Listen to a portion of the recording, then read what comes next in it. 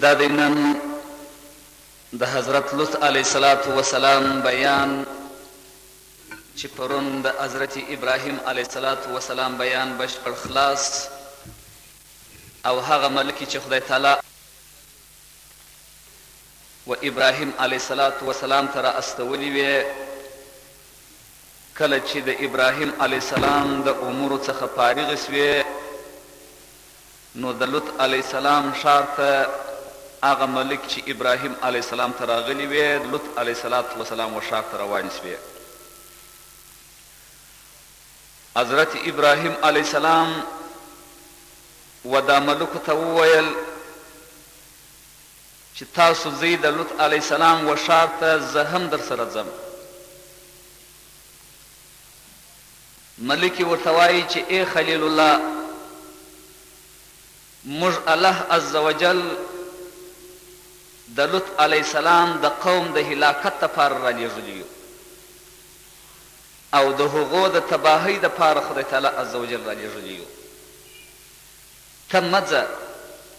ولې چې د عذاب الهي د لیدلو طاقت په تا پورې نسته ابراهیم علیه السلام خدای تعالی عز وجل زما ساتونکی و حافظ دی خو زه خامخا ستاسو سره ځم او هیڅکله نه پاتېږم زه هم دغه عذاب الهي چې پر قوم د لوط علیه السلام راځي غواړم چې دا عذاب ووینم وای کله چې ابراهیم علیه السلام پر خپل وش باندې سپور سو او د ملکو سره روان سو کله چې یو نیم میل فاصله قطع سول یو نیم میل فاصله یې قطع کړل نو ملک ورته وویل نور مه ځه ای ابراهیم علیه السلام ستا دپاره اوس قطعا د تلو اجازه نسته په دې اورېدو سره ابراهیم علیه السلام فورا د اوښه څخه راکښته سو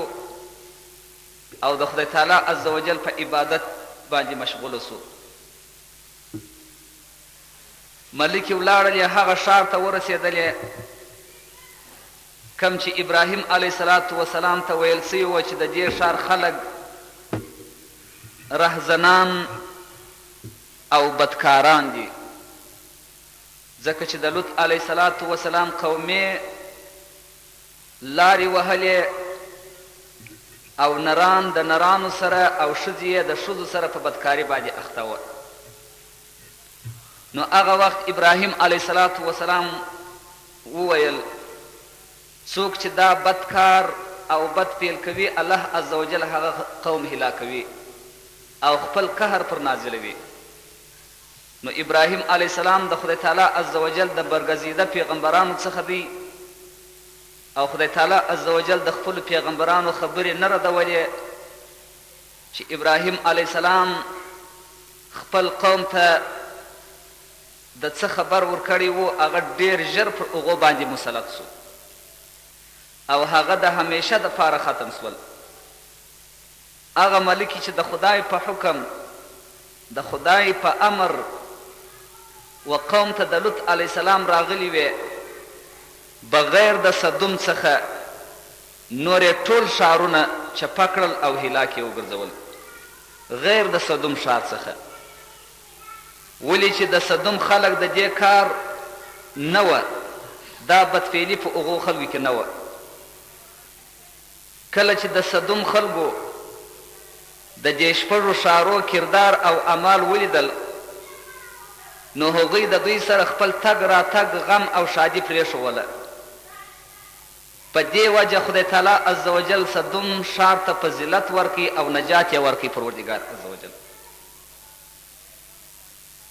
او د دغه ښارستان خلک چې د لوط علیه السلام قومه وه ډېر ټینګ او جنګ کوونکي او طاقتوره ټول په هلاکت باندې ورسېدل هغه ملکې چې عذاب الهي ته راغلي وې د لوط علیه السلام کره ولاړلې او د لوط علیه السلام ولونو ته یې سلام واچاوه او هغو جواب د سلام ورکړي و دې ملکو ته. بیا جبرائیل علیه السلام وویل چې په دې کلي کې داسې څوک نسته چې موږ مسافر نن شپه میلمانه کړي. هغو وویل چې سیوا زموږ د پلاره په دې ښار کې داسې څوک نسته چې تاسو میلمانه کړي. لږ صبر وکړئ چې هغه د عبادت څخه فارغ سي نو به راسي او تاسو ته به میلمستیا درکړي. په دغه حالت کې د لوط علیه السلام نظر پر خپله دروازه باندې وموښتی چې ویې کتل 12 ښایسته کسان چې ښه جامې اغوستې وې، کالي او ډېر ښایسته و رنګینه و راغلي وه. د ده مبارک سره فکر پیدا سو چې دا میلمانه خو ډېر ښایسته دي او ډېر باجماله دي. خدای دې نه کړي چې قوم په خبر سي او زما د دې میلمنو سره بدفعلي ونه کړي. کنې دا کار به زما دپاره ډېر د شرم خبره وي. په دې به زه ډېر رسوا سم او چاته به نسم کتلی او خلک به ما ډېر ذلیل کړي، لکه څنګه چې الله عز وجل په قرآن عظیم شان کې د دې بیان داسې ارشاد فرمایلی دی. او وایي خدای تعالی عز وجل: بسم الله الرحمن الرحيم ولما جاءت رسولنا لوطا سيء بهم وضاق بهم زرعا وقال هذا يوم عسيب وجاءه قومه يهرعون إليه ومن قبل كانوا يعملون السيئات. خدای تعالی عز وجل وایي هر کله چې ورسېدل زما رسولان یا دې ملکي لوط علیه السلام ته، نو ډېر خوابدی سو لوط علیه السلام او زړه مبارک یې تنګ سو. الله وایي په سبب د راتلو د دوی د دې ملکو د دې میلمنو. نو لوط علیه السلام وویل، الله وایي چې دا ورځ ما دپاره ډېره د سختۍ ده.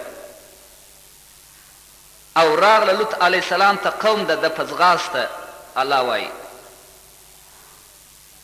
او پخوا در دې هم دوی بدکارونه او بدفعلونه کول. الله عز وجل وایي ومن قبل کانوا یعملون السیئات، تر دغه مخکې هم په بدو کارو باندې اخته وه. په حقیقت کې هغه ملکې چې د لوط علیه السلام و کور ته راغلي وې په شکل د ښایسته کم عمره هلکانو راغللې د لوط علیه السلام و کور ته. 12 ملکې د عذاب الهي دپاره چې پر قوم د لوط علیه السلام نازل کړي، په هلاکت کې راولي، هلاک و تباه و برباد یې وګرځوي. ځکه چې په دوی کې دا بدفعلي وه، نو دغه ملکې هم د ښایسته هلکانو د کم عمره هلکانو په شکل باندې د لوط علیه السلام و کور ته راغللې. چون چې لوط علیه السلام د دې قوم بدفعلي معلوموله او ده ته معلومه وه، نو په دې وجه په زړه کې غم پیدا سو او هم په دې وجه لوط علیه السلام ته د قوم سره جنګ پیر سو. او په مجبوري او ناچاري لوط علیه السلام هغه میلمانه کور ته بوتلل. او د لوط علیه السلام ښځه تفسیر فرمایي کافره وه، نو په دې وجه هغه ولاړه او ټول قوم یې خبر کړي چې ناګهه هغه قوم د لوط علیه السلام کوڅې ته راغلل او په لوړ اواز یې وویل ای لوط علیه السلامه ستا کره ښایسته هلکان میلمانه دي، هغه موږ ته راوباسه. لوط علیه السلام د بې عزتۍ د وجې څخه هغو خلکو ته داسې وویل دا خپل قوم ته. خدای تعالی یې په قرآن کې بیان فرمایي: بسم الله الرحمن الرحیم یا قوم هؤلاء بناتي هن أطهر لكم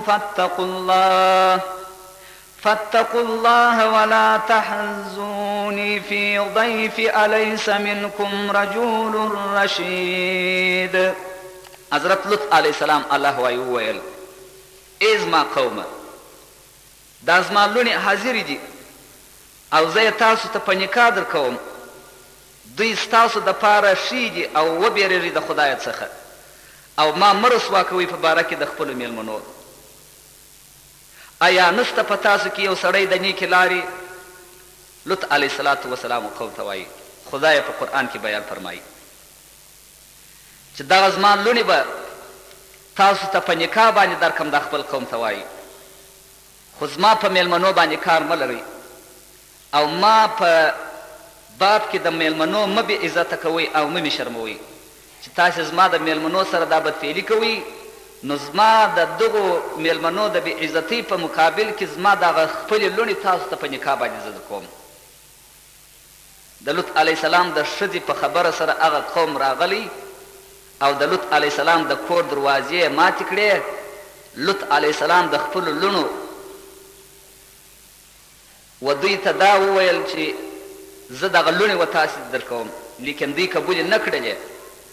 او په دغه زمانه کې د لوط علیه السلام کافر لره د مؤمنې ښځې اخیستل منع نه وه. نو ځکه لوط علیه السلام و خپل قوم ته وویل چې زه به خپلې لوڼې تاسې ته په نکاح باندې درکړم مګر زما په میلمنو باندې کار مه لرئ.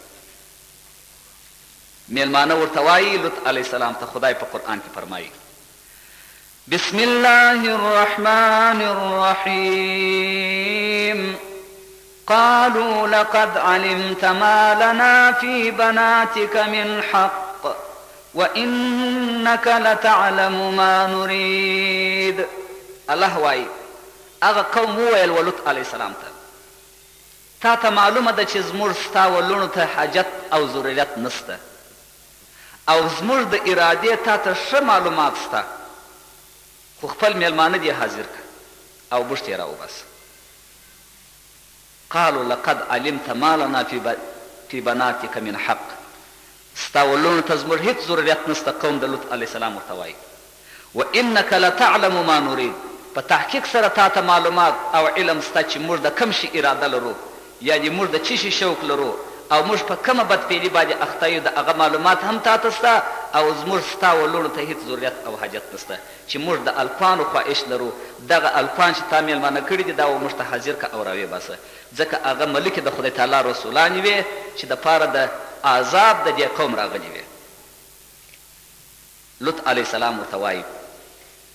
په قرآن کې بیان سه قال لو أن لي بكم قوة أو أوي إلى ركن شديد. وویل لوط علیه السلام ای قومه که چیرې زما طاقت وای او یا مې پناه وړې وای یو زورور سړي ته، نو ما به ستاسو سره هغه کړي وای چې کولی مې سوای، لیکن زه صبر کوم او پناه غواړم ستاسو د شرعه او ستاسو د ازاره څخه او زما میلمانه چې دي هغه د خدای عز وجل د پروردګار عز وجل د خوا څخه زه دعا ورته کوم چې هغه محفوظ خدای تعالی عز وجل وساتي ستاسو د شر څخه. حضرت جبرائیل علیه السلام ته حکم د الله د طرفه وسو چې تر څو پورې لوط علیه السلام 3 واره شکایت او 3 واره د خپل قوم څخه د پازابېدو شکایت ونه کړي نو د هغه قوم ته هیڅ کله تاوان مه رسوه. جبرائیل امین ته وویل الله او تر هغه وخته پورې مخ خپل نه مرښیه. کله چې لوط علیه السلام کور ته ولاړی نو قوم زیات زخمی او په تکلیف کې ډیر آزار یې ورساوه. په دغه وخت کې میلمنو ته وویل څه وکم، زما په بدن کې دونه طاقت نشته چې د دوی مقابله وکم او تاسو سره د خپل ځانه د دې ملعون قوم او د دې بدکرداره قوم د تکلیفو څخه خلاص کم.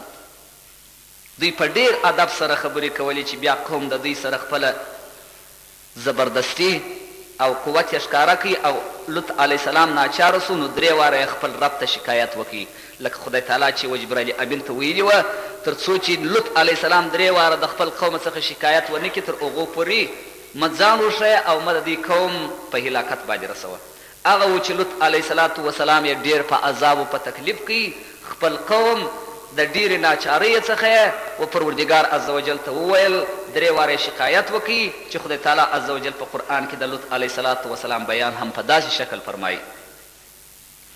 بسم الله الرحمن الرحيم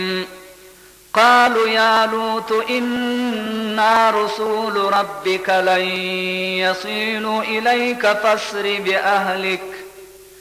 فاسر بأهلك بقطع من الليل ولا يلتفت منكم أحد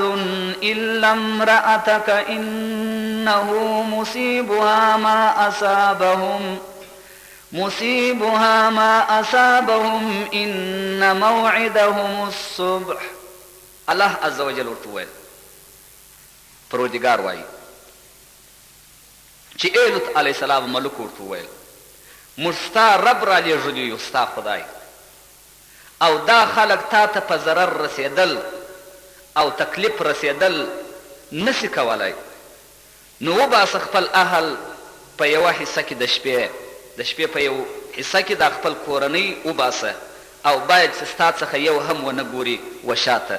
مګر ښځه ستا چې بېشکه رسېدونکې ده دې ته هغه عذاب چې ستا قوم ته رسېږي ستا ښځې ته به عذاب رسېږي. بېشکه واده د دوی د عذاب سهار ده د سهارو خواته به عذاب ورته راځي.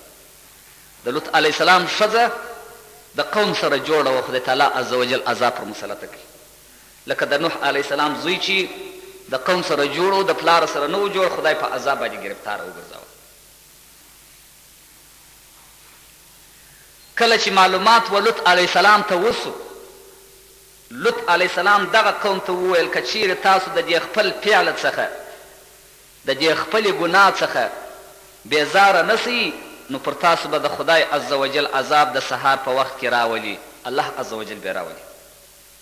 وروسته د ډېر تکلیف په وجه لوط علیه السلام وویل چې سهار لرې نه دی نو جبرائیل امین ورته وویل لوط علیه السلام وایي د ځانه سره یې دا وویل چې ژر تر ژره زما پر قوم باندې عذاب مسلطه سوی وای او خدای وعده د سهار وکړه چې د سهارو خواته به راځي او سهار ډېر لرې دی. جبرائیل امین ورته وایي الیس الصبح بقریب آیا سهار نږدې نه دی؟ استفهام دی بلکې نږدې دی. خوشحاله اوسي اوس د دغو ظالمانو د ژوند ډېر وخت نه دی پاته د سهار په خوا کې به الله عز وجل دوی په هلاکت باندې ورسي. هغه مردود قوم د لوط علیه السلام د کور په نړېدلو او د کور په سري کولو باندې یې شروع وکړل. د لوط علیه السلام د کور دیوالونه او دروازې ور ونړولې او پر دغه ملوکو چې د ښایسته هلکانو په شکل د لوط علیه السلام کره راغلي وې و دې ملوکو ته یې لاسونه ور اوږده کړله او لاس اچولو ته یې اراده وکړل قوم. په دغه وخت کې چې په دې 12 هلکانو کې چې په ښایسته شکل باندې د لوط علیه السلام په کور کې ناست و جبرائیل امین هم موجود و. کله چې قوم د لوط علیه السلام و کور ته ور داخل سول ور ننوتل او هلکانو ته یې لاس ور اچاوه په دغه وخت کې جبرائیل امین څه معمولي شان حرکت وکړي وښورېدی. د خدای تعالی په حکم او د جبرائیل امین په حرکت سره د هغو مخان په آن واحده خراب سول او سترګې پزه او خوله یې یو رقم برابر او سره اوار سول پټ سول. ولې خدای تعالی عز وجل په قرآن کې فرمایي بسم الله الرحمن الرحیم. په کور کې و خو خپلې لوڼې یې ورکولې دوی نه غوښتلې او هر څه چې یوه قوم ته وویل خو هغوی یې په قول باندې نه کول. د خدای د عذابه څخه یې وبېرول. د خدای تعالی عز وجل د خوا حکم یې ورته واوراوه خو پروردګار عز وجل په قرآن کې د لوط علیه السلام بیان وفرمایه چې لوط علیه السلام په کور کې زما رسولان ملکې ورسره چې د خلکو لاس ورته وغځوي نو موږ د هغو نظر وکړي. په آن واحده د لوط علیه السلام د قوم خوله و پزه و سترګې دغه ټول جبرائیل امین په حرکت سره پټ سوله. اول عذاب پر دوی باندې دا و چې پزې خولې او سترګې یې ګډې وډې سوې او ټول په دې عذاب اخته سول. او په قهر کې دا وویل چې لوط علیه السلام خپل کور ته جادوګرانې راوستلي دي، نعوذ بالله، پر موږ باندې جادو وکړي. بیا یې وویل چې ای لوط علیه السلامه، ته خپلو مېلمنو ته ووایه چې زموږ پزې او سترګې راجوړې کړي، نو موږ به د دې بدو کارو څخه توبهګاره سو، توبه به وکړو. نو جبرائیل امین خپل وزر د دوی پر مخانو باندې ومږي. نو دغه وخت د هغو سترګې پزې او خولې دستي پر خپل اصلي حالت سولې، بیرته جوړې سولې. کله چې روغ سول نو بیا یې ملکو ته د لاس اچولو اراده وکړله. د دوی ټول بدنونه د قوم وچ سول، بیا توبهګاره سول او جبرائیل امین خپل وزر پرې ومږي او جوړ سول. د دې وروسته ټوله د لوط علیه السلام د کوره څخه راووتل دا قوم، او د ښار ټولې دروازې بندې کړلې، او دا یې وویل چې سبا د لوط علیه السلام د میلمنو څخه خپل قصات اخلو. څو واره یې موږ تباه کړلو، جادوګري یې راباندې وکړله، د ښار دروازې بندې کړلې چې اوس د لوط علیه السلام کره کم میلمانه ناست دي، د هغو څخه به زموږ د دغه تکلیف چې موږ ته یې راورسوئ د دې قصات به ځینې اخلو. بیا جبرائیل امین علیه السلام لوط علیه السلام ته وویل چې ته سره د خپل اهل و عیاله د ښاره ووځه. ولې چې دې مردودانو د ښار دروازې بندې کړې وې، نو جبرائیل امین لوط علیه السلام سره د خپل عیاله د ښاره وایستل او د ابراهیم علیه السلام کور ته یې ورسول، او د لوط علیه السلام هغه ښځه چې کافره وه هغه یې پرېښوله، ځکه چې دې ښځې و قوم ته د لوط علیه السلام د میلمنو او د لوط علیه السلام شیطانت کاوه. او لوڼې د لوط علیه السلام یې د ده سره د ابراهیم علیه السلام کور ته راوستلې، او ابراهیم علیه السلام یې ډېر عزت وکړي. څه وخت چې لمر راوختی سهار، نو جبرائیل امین علیه السلام راغی، خپل وزر یې تر مځکه لاندې کړي او شارستان د لوط علیه السلام یې چپه کړي په داسې شان سره چې د درختو بلګونه او د دروازو زنځیرونه لا هم ونه ښورېدل، او نه د کوچنیانو زانګوی په حرکت کې سوې. پر داسې شکل یې مځکه هوا ته پورته کړل، او د دغه ځای کفارو ته هیڅ دا معلومه نه سوله چې دا مځکه څنګه پورته سول او څنګه پر دا بل مخ راواوښتل. په دغه وخت کې جبرائیل امین خپل وزر در دغه ښار چې د قوم لوط علیه السلام پکښې استېدل وزر لاندې کړي، دغه ښار یې ټول درس په وزر کې راپورته کړي، په داسې شکل سره یې پورته کړي چې په ښار کې هیڅ یو انسان او سړی نه دی خبر سوی چې دا زموږ ښار وښورېدي او یا یو چا پورته کړي او که په خپل ځای باندې ولاړ دي، خو هیڅوک نه و په پوهېدلي په دې پورته کېدو سره د ښار. ابراهیم علیه السلام چې لوړ وکتل،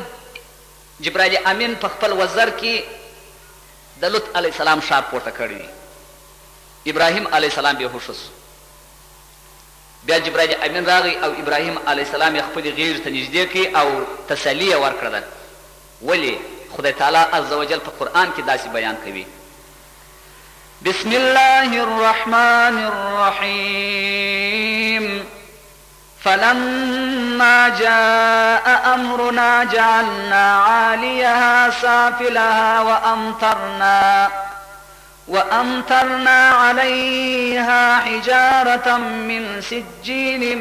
منضود. الله وایي هر کله چې ورسېدی حکم زموږ او امر زموږ، نو مو نسکور کړي، چپه مو واړوئ هغه ښارستان او هغه ښار د قوم د لوط علیه السلام، لوړ مو بالا ته پورته کړي، بیا مو د هغې خوا څخه دا ښار را ایله کړي، او بیا مو وورول. الله وایي پر دې ښار باندې کاڼي د خټو جوړ سوي، په اور پخ سوي، پرله پسې. خدای تعالی عز وجل د جبرائیل امین په واسطه ښار پورته کوي او پر دا بل مخ یې راواړوي، او په ډبرو په کاڼو باندې هم خدای تعالی عز وجل په هغه کاڼو چې هغه په اور باندې پخ سوي وه، خدای عز وجل په خدایي کاڼو باندې وویشتل. تفسیر لیکي چې د لوط علیه السلام ښار کله جبرائیل امین په وزر کې پورته کوي، په زانګو کې کوچنیان هم وه، سپین ږیري هم وه، ځوانان هم وه، ښځې او حیوانات دا ټول هم وه. علیه السلام فرمایي که په دنیا کې کوچنیان تیرودونکي او حیوانان څریدونکي او سپین ږیري نه وای نو به دنیا هلاکه سوې وای. لوړ اسمان ته جبرائیل امین په وزر کې ښار پورته کړی دی د شپې سهار وختي. سپین ږیری بوډا بیده دی، د الله د طرفه څخه امر پر کیږي چې یا جبرائیل امین که دغه یو سپین ږیری هم توبه وکښله لا بیرته دا ښار پر خپل ځای باندې کښېږده، په هلاکت یې مه رسوه. هغه چې سپین ږیری سهار راکښېنستی خواهشت و تمنا یې دا وه چې کاشکې یو هلک وای او ما دا لیواطت ورسره کړی وای. د خدای په امر او په حکم سره جبرائیل امین ته امر وسو چې واړوه ښار ته دا بل طرف باندې. لوط علیه السلام چې دا حال ولیدی نو افسوس او زاری یې وکړله او د ښار پر طرف یې سترګې پورته کړې، نو ښار ډېر خراب سوی و چې په خدای تعالی عز وجل په واسطه د جبرائیل امین را اړولی و. او دغه ډبرې چې پر دې قوم اورېدلې دا د نورو څخه امتیاز درلودی دې ډبرو. پر هر یوه ډبره د هغه سړي نوم لیکلی و چې هغه په مړ کېدی. پر دې ډبره باندې د هغه نوم لیکلی و چې دغه ډبره به ولاړله و هغه سړي ته، هغه سړی به په مړ سو. خدای تعالی په قرآن کې فرمایي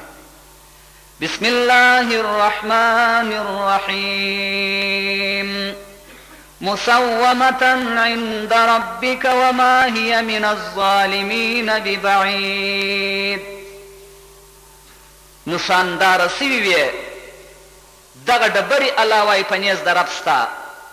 او نه دي دا ډبرې یا دا ښارونه د ظالمانو څخه لرې. الله عز وجل فرمایي د خدای تعالی عز وجل عذاب په هلاکت باندې ورسېده. دا طبعي کار دی چې انسان تر هغو پورې د الله عز وجل د عذاب څخه بیره نه کوي چې کله یې وویني، او که بیا ځینې دا پسې بیا د خدای تعالی عز وجل یې هغې بنده جوړ شي. خو په حقیقت کې اصلي بندگان د خدای تعالی عز وجل هغه دي چې د همیشه دپاره تائبان د خپلو ګناهو څخه و الله عز وجل ته رجوع وکړي او پر دین او پر صراط المستقیم باندې برابر وي او خپل اسلامي او دینی شان په خپل ځان کې په مضبوط ډول باندې راولي. حضرت ابراهیم علیه السلام د جبرائیل امین څخه پوښتنه وکړله چې د دې قوم هستوګنه کم ځای ده، یعنی په آخرت کې به دوی په کم ځای کې اوسیږي. جبرائیل امین ورته وویل چې ای ابراهیم علیه السلام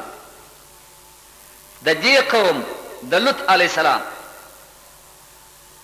ځای د اوو طبقو په لاندې حصه په هاویه دوږخ کې دی. هاویه دوږخ په هغه لاندې طبقه کې د دوږخو چې پړ پر پړ اووه دوږخه دي خدای تعالی عز وجل پیدا کړي دي. الله عز وجل یې موږ تاسو ټول مسلمانان ځینې وساتي. دا اووه طبقه دوږخه پړ پر پړ خدای تعالی عز وجل پیدا کړي دي چې اول جهنم دی او آخري یې هاویه دوږخ دی. په ورځ د آخرت به دغه خلک و قوم د لوط علیه السلام د حساب و کتاب وروسته و دغه هاویه دوږخ ته اچول کیږي. د دې خبرې په اورېدو سره ابراهیم علیه السلام د خپل رب په عبادت باندې مشغول سو. بیا د ابراهیم علیه السلام څلور زامن وه، یو زوی د بیبي هاجرې څخه و چې اسماعیل علیه السلام و، او د بیبي ساره څخه حضرت اسحاق علیه السلام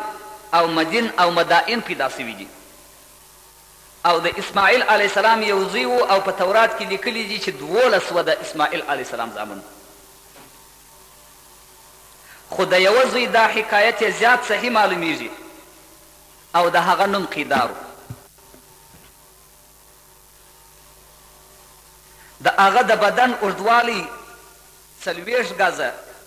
او پلنوالی 7 ګزه و او دی د عربو پاچا و. ټول عرب د ده تر فرمان لاندې وه. او د حضرت اسحاق علیه السلام 2 زامن و، د یوه نوم عیس او د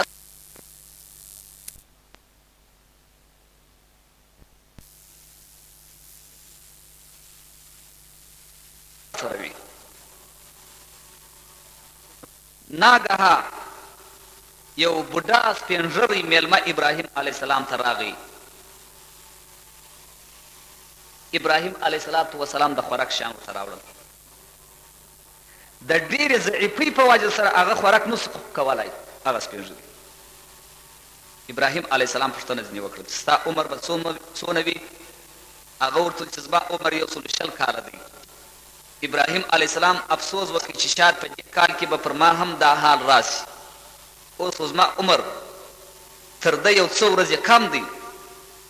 نو بیا یې وویل و پروردګار ته چې الهي زه خپل عمر تر دې زیات نه غواړم. د دې وروسته یې خپل 4 زامن راوغوښتل او وصیت یې ورته وکړي چې خدای تعالی عز وجل په قرآن عظیم الشان کې د دې وصیت په هکله باندې داسې فرمایي: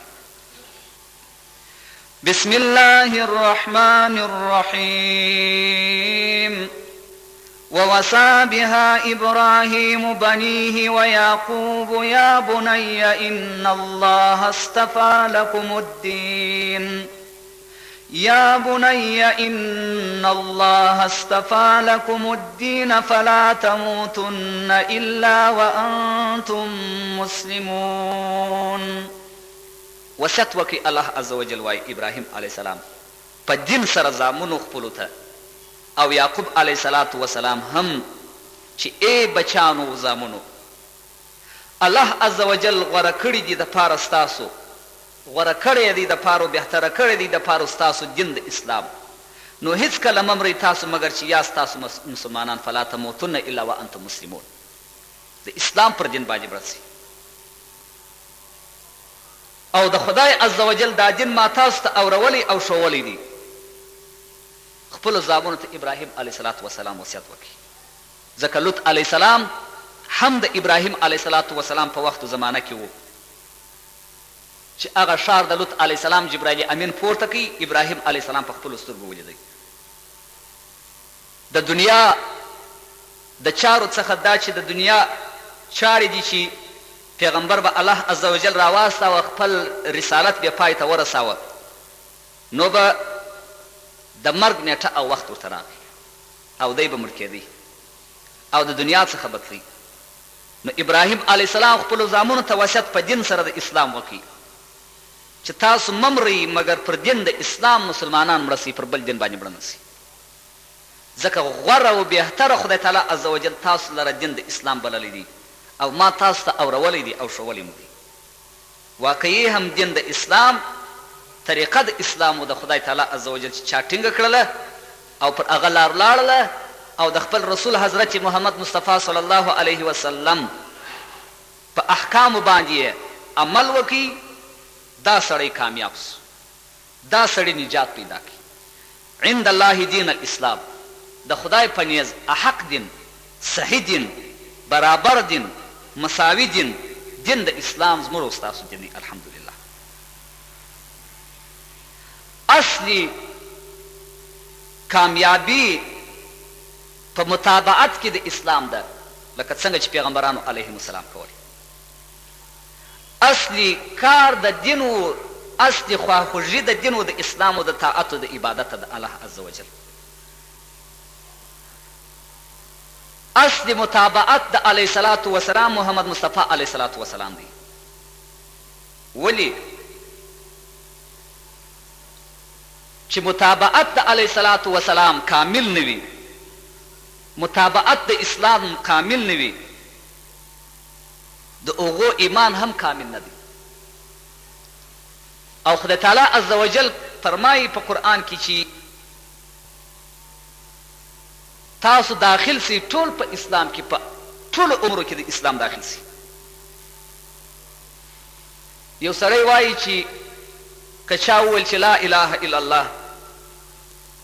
او عمل یې نه وکړي، نه لمونځ، نه روژه، نه زکات، هېڅ فرائض، دا خدای تعالی عز وجل بخښلی دی. دا ډېره غلطه خبره، ځکه یو سړی چې نکاح تړي، په نکاح کې قبول و ایجاب راځي او په قبول و ایجاب کې د ښځې هغه اسباب چې ورکوي د کور د خوا څخه هغه پکښې کې وي. یو سړی وایي ما دا ښځه قبله کړې وه، قبله کړې مې ده، خلاص. که چیرې دا نکاح خلاص سي او بیا د کور سامان و شی ورنه کړي ښځې ته ووایي فقط ما تا یوازې قبله کړې نه ده دا نورو شیانو سره ځکه هغه شیان پکښې مدغم دي. نو سړی که کلمه د لا اله الا الله وایي هغه ټول امور و احکام د الله او دا فرق کېدای نه سي په دې سره محمد رسول الله به ورسره وایي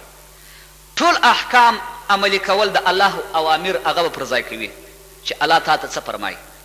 محمد رسول الله که دې ورسره وویل د محمد رسول الله ټول اقوال و افعال به پر ځای کوي. او یو لوی نمونه د علیه الصلاة وسلام په موږ تاسو کې اصلي دین د اسلام د اسلام د دین څخه اوښتي هغه خدای عز وجل تباه کړي او برباد کړي دي. مخالفین د دین و د اسلام مخالفین د اهل سنت والجماعت د طریقې هغه خدای فرق باطله بللي دي هغه خدای اهل النار بللي دي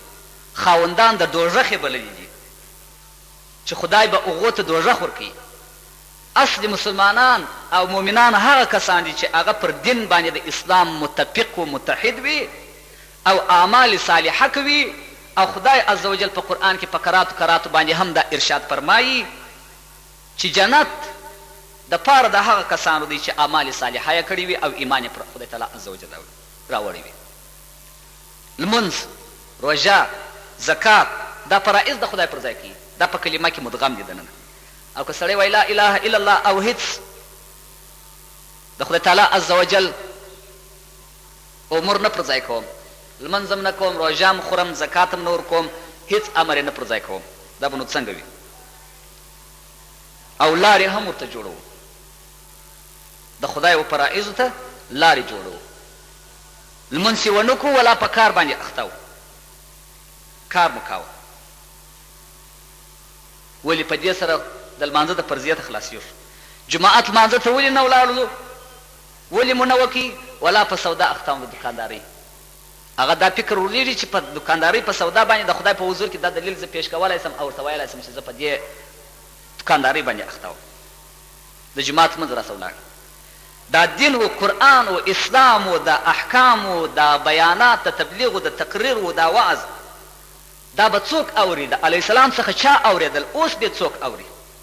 که موږ تاسو ټول مسلمانان کښېننو و دغه ته د خدای و آیاتو ته کښېننو د علیه السلام و احادیثو ته کښېننو نور شیانو ته خو ډېر کښېنستلي یو لمونځ د جماعت ونه کړو روژه ونه نیسو موږ لارې ورته جوړو روژې ته هم لارې جوړو معمولي مریض وي روژه خوري خلاص په سفر که روان سي روژه خو راغلې ده چې خوري مګر اصلي فضیلت دا لري چې په سفر کې هم روژه ونیسه ځکه عظمت راغلی په سفر که ولاړلې په لمانځه کې رخصت راغلی دی یعنې لمونځ به 2 رکعته کوې ثواب لري او په روژه کې که په سفر کې ولاړلې روژه به نیسې ثواب لري که دې وخوړل هم پروا نه لري مګر نیسې بیا ډېر ثواب لري ځکه عظمت راغلی په سفر روان دي روژه خوري په سفر راغلی دی و تراویح ولې نه کوې تراویح وم زه مسافر یم روژه لا ما ته خدای تعالی عز وجل روا کړې ده نو سنت مې چېرې نه روا کړي چې سنت پرېږدم تراویح نه کوم ځان د خدای د دین و د اسلام د احکام څخه خلاص تعجب دا درته کوم چې هر کال په روژه کې یو انتیک شی ما ته راپېښ سي راسي یو سړی ما ته ووایي د هغه په مقابل کې زما با جواب او دلیل ازدا یې خو نه ورته وایم چې مه کوه دا سړی خړ نه سي. یو کال یو سړی راته وایي بیا د بې ما زما عملونه کېږي زه روژه وخورم که یا منو څه شي عملونه دې کېږي عملونه و روژه خوړل ډېر فرق سره کوي روژه ولې خورې په دې اوس روژه کې بیا یو راغی که چیرې هغه سړی دلې ناست وي خو ښه یم یې نه بیا د هغه څخه خواهش کوم چې دا خبره ما ته ډېر تعجب ښکاره شول چې ما ته یې وکړل پرون راغی حجرې ته پوښتنه یې راڅخه وکړه ما ته وایي زه یو پوښتنه کوم مال وکړه ول که د سړي څخه پیشلمی پاته سوی وي روژه وخوري څه پروا لري نو مې یې پلا ورته ویله چې پیشلمی که د چا څخه پاته سو 4 روژې ورته روا دي چې سړی وخوري سړی باره به دی خړ سي نو ما ورته پیشلمی خو د ډېرو خلکو څخه پاتېږي د دوی سهار راکښېني روژه ونیسي تر ماښامه نو څه چې پاته سي د ده خواره کې دا فکر و چې دا پیشلمی د ډېرو اهمو فرائضو څخه د خدای تعالی عز وجل دی که چیرې پاته سو پیشلمی نو روژه خوړل کېږي، شاید خوړلې به هم روژه ده. ورکه سړی پیشلمۍ ونه کړي روژه وخوري څه پروا لري؟ زما په زړه کې دا راوګرځېدل چې زه ورته ووایم چې پیشلمۍ سړی ونه کړي 4 روژې دې پرله پسې وخوري بیا ادا کېږي. سړی مې که ورته ووایم مالیا پروا نه لري، سړی چې پیشلمۍ نه یې کړې نو روژه دې ونیسي تر ماښام پورې. داسې ډېر په کراتو پر ما باندې راغلی ده. خو موږ چې دی و اسلام و دین و دغه طاعت و عبادت ته لارې جوړوو، روژې ته لارې جوړوو چې څه رقم یې وخورو. ډېر خلک یې خوري. ما تاسو ته نه وویل چې مال یو سړی زما سره شناخته و چې زه په بازار کې ولیدلم رفسیات غوښتل به ورکاري صاحب ستړی بس هغه زه په موټر کې سپورم، زه ورسره پر بغل سلام ستړی مسې د غږ نه کوي چې دا غږ ولې نه کوي، د مازدیګر وخت هم دی. دوم پلا ډېر سره نږدې سلو مال ستړی مسې ول خیر وسې نسوار یې کړی په روژه کې نسوار کړی. پوه شول چې په دغه خاطر باندې غږ نه درته کوي. موږ داسې د خدای عز وجل لنګران اساس جوړ سوي دي، د خدای تعالی جل جلاله طاعت و عبادت به دغسې پرېښي دي. نو اصلي سړی که نجات غوښتي د خدای د عذاب څخه د دین او د دنیا او د آخرت. ما دا خلکو ته وویله مال اوس هم الحمدلله زموږ کندهار په کتابو کې اشرف البلاد یادېږي. اشرف البلاد، اشرف البلاد یعنی مشرفه د ښارو، ډېر معزز او ډېر په دینداري کې چې ما کم ځایونه لیدلي دي دغسې کامله دینداري او داسې طاعت و عبادت او داسې د جماعت پابنده لکه څنګه چې په کندهار کې سته خلک ما په نورو ځایو کې نه دي لیدلي. دا هم الحمدلله چې خدای تعالی عز وجل په دې بل کې دا اوس چې دا کفر راغی د دې سره دغه نور چمونه دا تلویزیونونه و دا شان رامخته سوله راغلل، زموږ څخه هغه اثرات د دین ورک کړل. خو الحمدلله ډېر کسان زموږ ستاسې پخواني خلک چې سپین ږیري دي الله عز وجل یې هغه نه کموي د دې وطنه څخه، ځکه بیا هغه نسو پیدا کولی د پخوا خلک. د پخوا تاثیر ما پرون هم په تاسو ته وویل چې د پخوا د پرون د روژې تاثیر په 6 کال روژه کې نسته. د 20 کالو اخواته تاثیر و مسلماني او دینداري او پاک دامني او پاک زړه او اخلاصمند زړه په اوس زمان کې نسته. ورځ په ورځ یوم البتره ده یوم البهتره نه ده خلاص. د جماعت لمونځ زموږ اکثره خلک نه کوي، دغسې یوازې کوي د جماعت لمونځ او نه قبلېږي د جماعت لمونځ. او داسې کسان هم شته چې قطعا دا مسجد ته راتلل و ده ته دونه دروند ښکاري، دونه ثقیل ښکاري لکه یو لوی غر چې د ده پر اوږو باندې ورسپور کړي. بیا د بې ډېره ما مسجد ته خر ورپورته سوی و، ملا صاحب دا خر شړی د مسجد څخه پیسې اخیستې، یو داسې مقتده یې لاندې تېرېدی چې قطعا دا مسجد ته نه ورتلي، لمونځ یې نه پسې کاوه. هغه په دروازه کې ورته ولاړ دی، ول ملا صاحب څه کوې؟ ول دا خر دی چې نه وینې چې راپورته سوی دی مسجد ته ځې پسې اخلم. بهر خو ته په پوهېږې چې دا خر دی چې مسجد ته راغلی دی، زه چې سړی یم ولې مسجد ته نه درځم؟ دا خر دی د پورته سوی دی مسجد ته نه ورته راتلی. ستا ډېر بیا د بې ماپ تر خره بدتر، ولې په کتاب کې راغلي چې زه خو هغه سړي ته خر وایم چې هغه د جماعت لمونځ نه کوي، جماعت لمونځ یې ترک ولی، در خرم بدتر ورته وایم په خاطر د دې چې په کتاب کې راغلي دي چې سفیان ثوری وایي خر هر وخت نارې وایي الهي ښه دی چې زه دې خر پیدا کړی یم، لیوه دې نه یم پیدا کړی. لیوه وایي خدایه ښه دی چې لیوه دې پیدا کړی یم، خنزیر دې نه یم پیدا کړی. دا کیسه ډېره مفصله ده، ما لنډه تاسې ته وکړه. خنزیر وایي ښه دی خدایه چې خنزیر دې پیدا کړی یم، تاریک الجماعت دې نه یم پیدا کړی. ما لا د خره سره یو شی کوي، هغه د خنزیر لا بدتر دی کتاب وایي. هغه سړی چې لمونځ نه کوي د جماعت لمونځ، یو لمونځ په عذر ځینې قضا سي، یو دوه لمونځ په ورځ کې ځینې قضا سي، عذر شرعي ولري هغه پروا نه لري. 3 لمونځ به سړی د جماعت تا کوي په شبه روز کې 5 لمونځ دي، 3 لمونځ به کوي. که 3 لمونځ په جماعت ورسول تاریک الجماعت ته نه بلل کېږي، او که 3 لمونځ ورنه رسول 2 یې وکړل تاریک الجماعت ته بلل کېږي، 3 به په جماعت باندې کوي. اکثره خلک دا دلیل لټوي، وایي په دې ملا پسې مې زړه نه غواړي، په ملا پسې زړه نه غواړي. کاکا څه در کړي دي بلا هېڅ یې نه دي را کړي مګر زړه مې نه پسې غواړي. ښه زړه چې دې نه پسې غواړي نو خو بل مسجد ته خو ولاړ شه، بل ځای خو لمونځ وکړه. دغه خر بیا د بېما په ملا پسې هم زړه نه غواړي، لمونځ نه کوي، بل ځای ته هم نه ځي. نو ملامت څوک دی؟ ملا نه دی ملامت، دی په خپله د خدای په لمانځه کې، د خدای په طاعت و عبادت کې د خدای سره په چل کې دی، د خدای سره په بغض کې دی. یو سړی چې وایي په دې ملا پسې مې زړه نه غواړي، نو هغه روان سي جامعګانې او مسجدان خو ډېر دي، نو بل مسجد ته ورځي ښه جماعتي حالت یې کړي. مګر رنګ ته چې وګورې رنګ یې بیا د بېما کټ مټ د خره اخلاص د هغسې تک شین رنګ یي د خره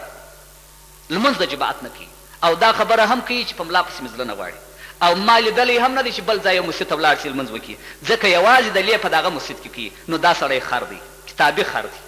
خر نه دی په خره پسې خلک چلاک راکښلي وایي هې داسې ورته وایي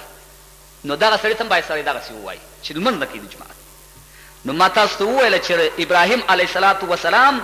اولاد ته وصیت وکړي چې فلا تموتن الا وانتم مسلمون د اسلام په دایره کې مړه سي په اسلام کې طاعت دی عبادت دی د جماعت لمونځ دی زکات دی روژه ده هر څه شته اسماعیل علیه الصلاة وسلام و ابراهیم علیه السلام ته عرض وکړي چې تا ته خدای عز وجل د څه کار په سبب نبوت نصیب کړي چیش دې وکړه چې خدای تعالی عز وجل ته خلیل وبللی ابراهیم علیه الصلاة وسلام مبارک څه ورته وایي خدای تعالی عز وجل په درو شانو سره زه خلیل کړم یا بنیه ای زوی اولها اخترت امر الله علی امر غیره اولین دا شی چې غوره به مې کوي حکم د خدای پر حکم د مخلوق داسې نه وه چې زه د اکثرو خلکو ته وایم دا ډېر محبت ته دنیا مه نیسئ روژه مات قضا سي بیا لمونځ کوي دکان سره ټولوي وخت یې نه کي ټول که پروا نه لري د خدای امور او احکام به مې پر ځای کول بیا به مې د مخلوق دا کول مګر موږ اول د مخلوق ته پر ځای کوو بیا د خدای تعالی عز وجل پر ځای کوو اول مې دغه شی درلودی چې خدای تعالی خلیل وګرځولم دوهم شی ما اهتممت بما تکفل الله لی دوهم مې دا شی درلودی چې ما هیڅ کوشش نه دی کړی په هغه شي کې چې خدای تعالی عز وجل یې ذمه داري اخیستې ده خدای وایي زه تاسې ته رسل کوم ما کوشش نه دی کړی خدای واده رسل کړی وثالث ما عشیت وما غدیت الا ما اغدیت او ما نه ماښام ډوډۍ خوړلې ده او نه مې سهار ډوډۍ خوړلې ده الا ما اغدیت مګر د میلمه سره مې خوړل په دغه درو شانو سره خدای تعالی عز وجل زه خلیل کړلم او نبوت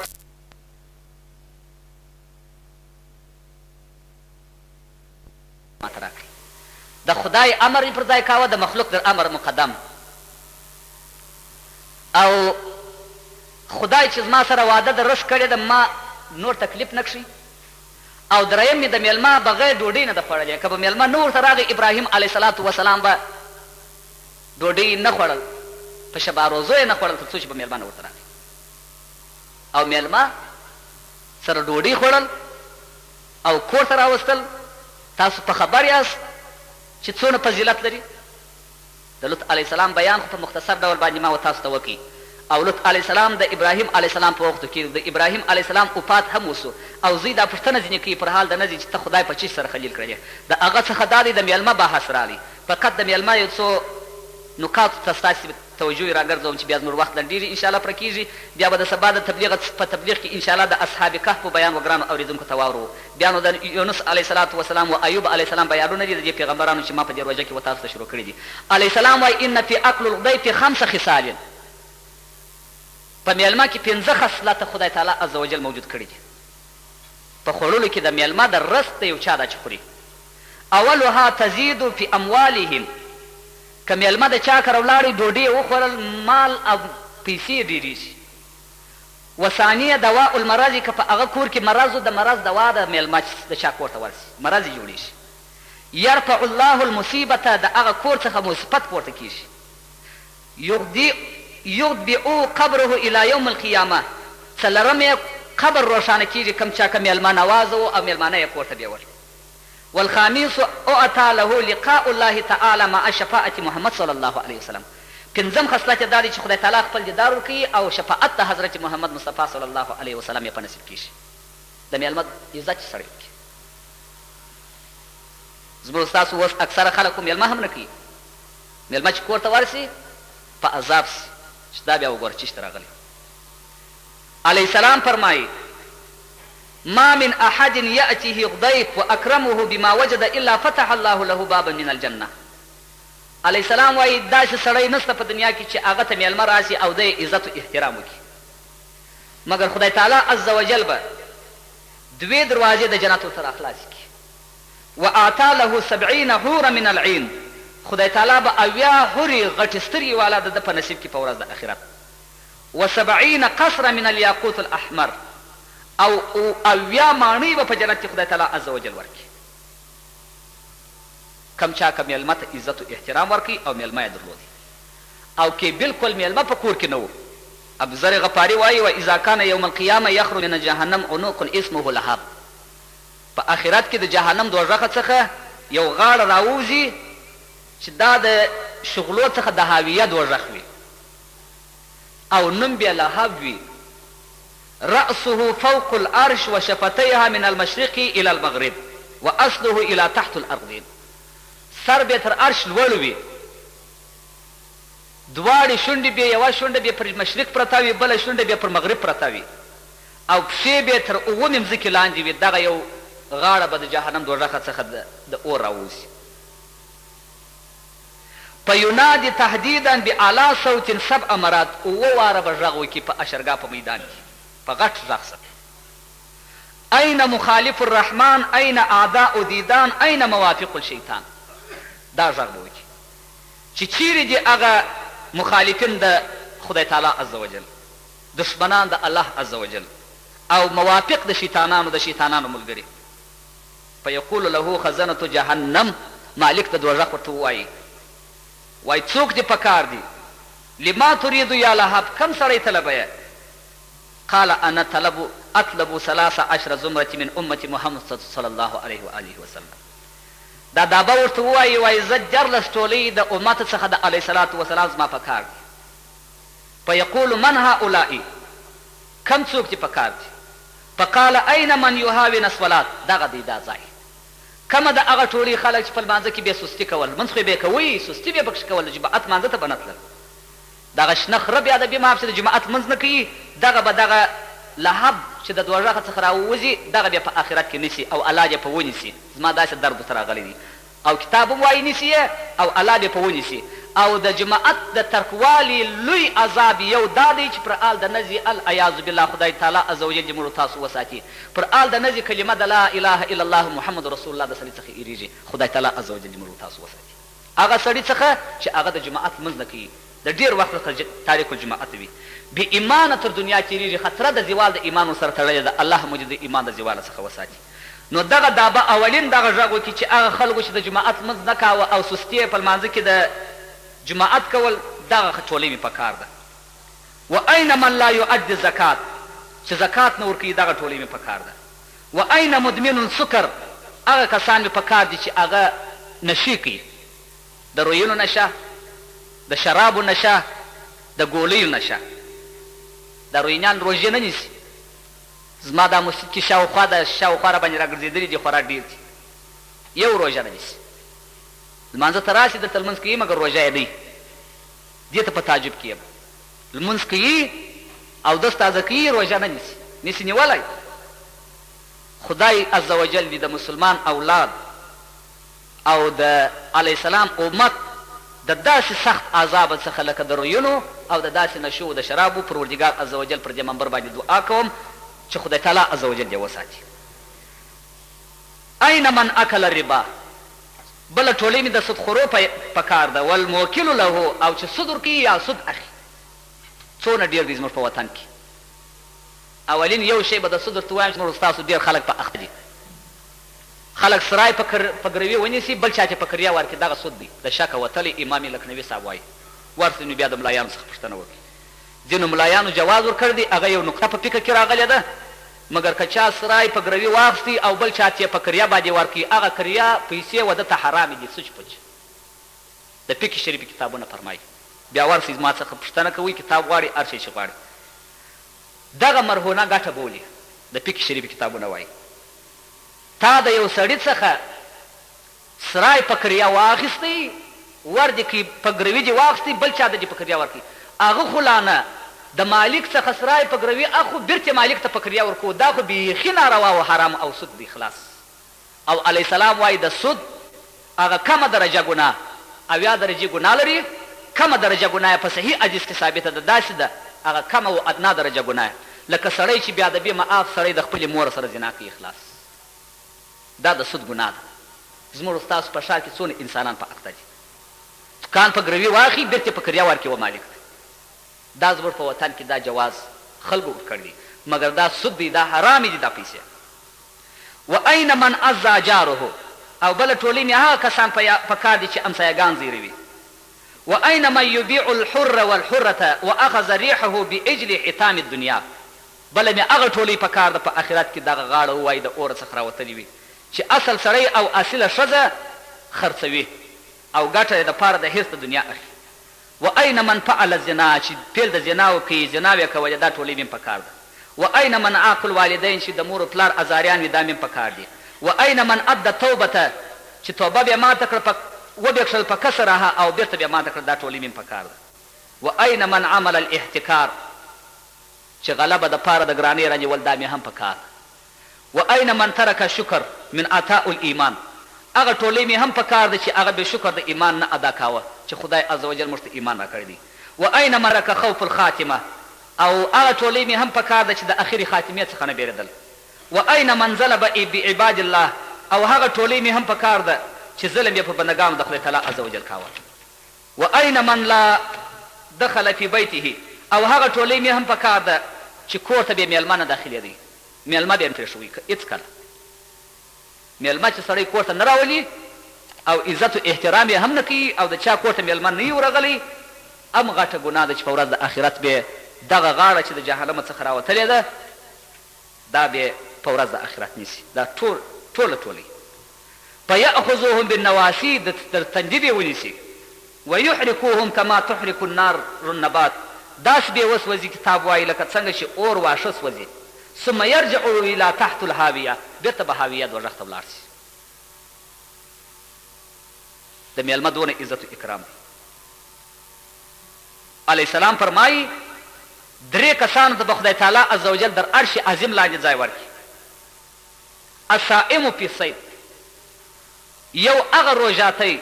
چې په دوبي کې روژه نیسي فرضي اوس خو په ژمي کې دونه زور نه غواړي د دوبي روژه ډېر زور غواړي ما به یو چا ته وویله مال دی به ډېر په عذاب و مال ولې داسې یې په د روژه کې ده به یو خبر راته وکړه ډېره د خندا او د تعجب وړ ده باره بیا ما ته قاري صاحب د هر شي شلېدلی جوړېږي خو د روژې شلېدلی نه جوړېږي ده به راته ویل مال ولې تېله چې سره شلولی یم ولولاز یې شلولی یم سره دا روژه یو تاثیر لري یو سړی دی سرو کال روژه نیسي 6 روژې په کال کې خوري سرو کال یې روژه ده خلاص 3 روژې په یوه اختر کې خوري 3 روژې په بل اختر کې خوري دی ما ته وایي قسم په خدای که زه په دا روژو باندې پوهېږم چې زما روژه ده او که مې خوله خلاصه ده مګر کله چې دغه فرضي میاشت راشي داسې زوره ته غواړي لکه د سر په وریښتانو چې مې ځړولی یم داسې زوره ته غواړي یو تاثیر خدای په دې روژه کې ایښی دی که نه لنډې ورځې دي په هېڅ چا هېڅ نه کېږي نه وږی کېږي نه تږی کېږي د ولې ورځې څخه د روژې یو تکلیف را باندې شته چې هغه دغه تبلیغ دی خلاص نه وږی یم نه تږی یم نه په عذاب یم نه شلولی یم هېڅ یې نه دي راکړي خلاص فقط دا تبلیغ زوره ته غواړي د تبلیغ په وینا سره او د تبلیغ په کولو سره نیم ساعت خبرې د هغسې د یو چا سره چې کښېنې سړی نشي کولی انرژي کمه وي د مازدیګر په وخت کې خو فقط دا زما مسلک دی د خدای عز وجل څخه پر دې باندې د چا څخه اجره نه غواړم فقط دا غواړم چې د ټولو مسلمانانو څخه مې دغه خواهش دی چې په اخلاص باندې د افطار په وخت کې ما عجزه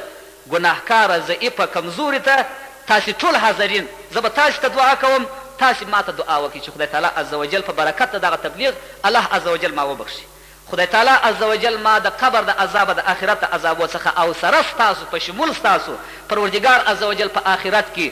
سره لکه داسې سره او سره ناست خدای تعالی عز وجل مو دې په جنت کې هم دغسې سره ملګري کړي د علیه السلام شفاعت هم خدای تعالی عز وجل زموږ ستاسو په نصیب کړي زموږ ستاسو وخت دان سو ګرانو محترم ورونو د سبا څخه به بیا انشاءالله د پاوکم 4 بجو څخه د اصحاب کهف بیان وکړو آخر دعوانا ان الحمد لله رب العالمین والصلاة والسلام على اشرف الانبیاء والمرسلین وعلى آله واصحابه الطاهرین خدای په نظر د رحمت پر موږ عاجزانو یو نظر وکړه خدای خپل د فضل او د کرم دروازې را باندې خلاص کړه خدای په برکت ستا د نازولو مو د هر رقم مشکلاتو آفاتو بلیاتو وساته خدای روژې مو په دربار کې قبول یې وګرځوه خدای په هره ګناه چې دې نیولي وي الهي دا مازدیګر دی فرض تقدیري وخت دی الهي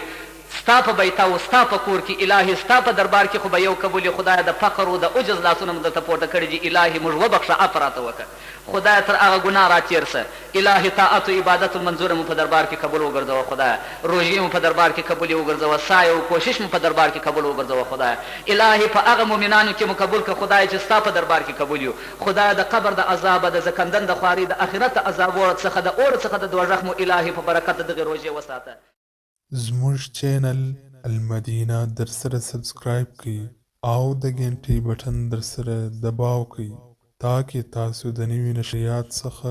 په وخت سره برخمن شئ